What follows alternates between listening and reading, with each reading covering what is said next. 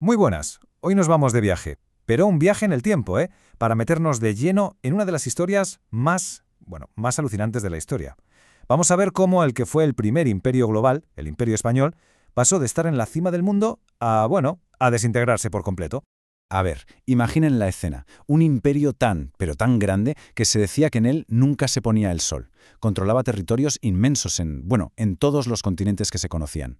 Y ahora, imaginen que todo eso, todo ese poder, toda esa riqueza, toda esa influencia, simplemente se esfuma. Desaparece. Esa es la gran paradoja del Imperio Español. Entonces, ¿qué pasó realmente? Esa es la pregunta del millón, ¿verdad? Y la respuesta, ojo, no es sencilla. No fue una sola cosa, un único evento. Fue más bien como una tormenta perfecta, una mezcla de muchos factores que, poquito a poco, durante siglos, fueron comiéndose los cimientos de ese gigante. Venga, pues vamos a analizarlo. Y el primer factor, que quizá es el más importante de todos, será su propio tamaño. Sí, así como suena. Lo que parecía su mayor fortaleza, el ser gigantesco, se convirtió, irónicamente, en su talón de Aquiles, en su mayor debilidad. Es que, a ver, paremos a pensar en la logística de la época. No había internet ni aviones. Mandar una carta desde Madrid a, no sé, al virrey de Perú o al gobernador de Filipinas, eso podía tardar meses, a veces incluso más de un año en tener una respuesta. Intentar gobernar, defender y administrar todo eso con los medios que tenían era de verdad una tarea de locos, una tarea titánica. Y lo más curioso es que todos estos problemas se alimentaban unos a otros. Era como un círculo vicioso.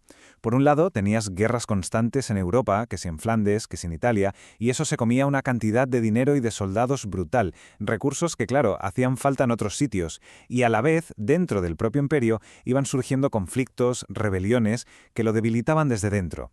El imperio estaba estirado al máximo, como una goma a punto de romperse. Claro, mantener un imperio así de grande y encima metido siempre en guerras, pues era carísimo. Y esto nos lleva de cabeza a la segunda causa clave de su caída.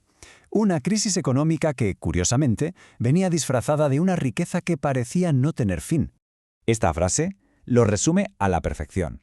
Durante mucho tiempo, la imagen era esa: galeones llegando a puerto, hasta los topes de oro y plata de las Américas. Parecía que la fiesta no iba a acabar nunca, ¿verdad? Una opulencia sin límites.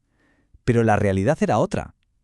Toda esa riqueza era como un espejismo en el desierto, uno que escondía problemas económicos de base muy, muy serios. Y aquí está la clave de todo. ¿Qué pasó con todo ese dinero? Pues que España no le invirtió en crear una industria propia, una economía fuerte. Todo lo contrario. Llegó tanta plata de golpe que provocó algo que los historiadores llaman la revolución de los precios. O sea, una inflación brutal. De repente todo lo que se hacía en España era carísimo. Era mucho más barato comprarle las telas a los flamencos o las armas a los alemanes. Así que, ¿qué pasaba? Que el oro llegaba a Sevilla y casi tal como entraba, salía para pagar las deudas con los banqueros de media Europa y para comprar fuera lo que aquí no se fabricaba. La economía española se hizo totalmente dependiente.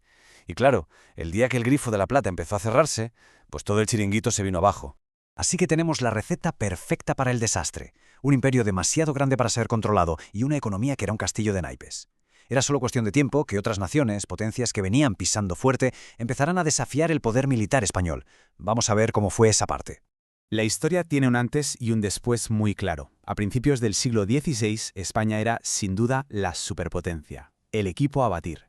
Pero entonces llegó 1588. Y con ese año, un desastre que lo cambió todo, el de la grande y felicísima Armada, que todos conocemos como la Armada Invencible, y su intento fallido de invadir Inglaterra. Y ojo, que el imperio no se hundió de un día para otro. Siguió siendo muy poderoso durante más de un siglo. Pero esa derrota fue un golpe tremendo. No solo en lo militar, sino sobre todo en lo psicológico. De repente, el mundo vio que España no era invencible en el mar. Y claro, otras potencias como Inglaterra o Francia olieron la sangre, vieron su oportunidad y empezaron a plantarle cara a la hegemonía española por todo el planeta. Y con todo esto llegamos ya al acto final de esta historia. Después de siglos de un desgaste brutal, militar, económico, político, el corazón del imperio estaba ya tan débil, tan agotado, que simplemente no tenía fuerzas para mantener unidas todas sus piezas, sobre todo las que estaban más lejos. Fue un proceso que ya no se podía parar. Las nuevas ideas de la Ilustración, el ejemplo de la Revolución Americana, la Revolución Francesa, todo eso fue como echar gasolina al fuego en las colonias de América. La mecha prendió y a principios del siglo XIX, ¡boom!, estallan las guerras de independencia por todo el continente y una tras otra las naciones americanas van consiguiendo su libertad y aquel imperio inmenso pues se fue desmoronando pieza a pieza. La caída, como vemos, fue total, pero en historia el final de un capítulo es siempre el principio de otro. La pregunta es, ¿qué quedó de todo aquello? ¿Qué pasó después de que el sol por fin se pusiera en el Imperio español? Pues hemos repasado el viaje completo, ¿no? De ser la potencia número 1 del planeta a convertirse en poco más que una sombra de lo que fue. Es una lección de historia en toda regla, que hasta los gigantes más grandes pueden acabar cayendo, aplastados por su propio peso. Y todo esto nos deja con una última pregunta para darle una vuelta. Porque el imperio político, el de los mapas, desapareció. Pero, ¿y su influencia cultural? ¿El idioma, las costumbres, la sociedad? Eso sigue vivísimo en docenas de países, en cientos de millones de personas. Quizá esa sea la verdadera herencia de un imperio, ¿no? No tanto los territorios que controló, sino la huella imborrable que dejó en el mundo. Muchísimas gracias por acompañarnos en este repaso.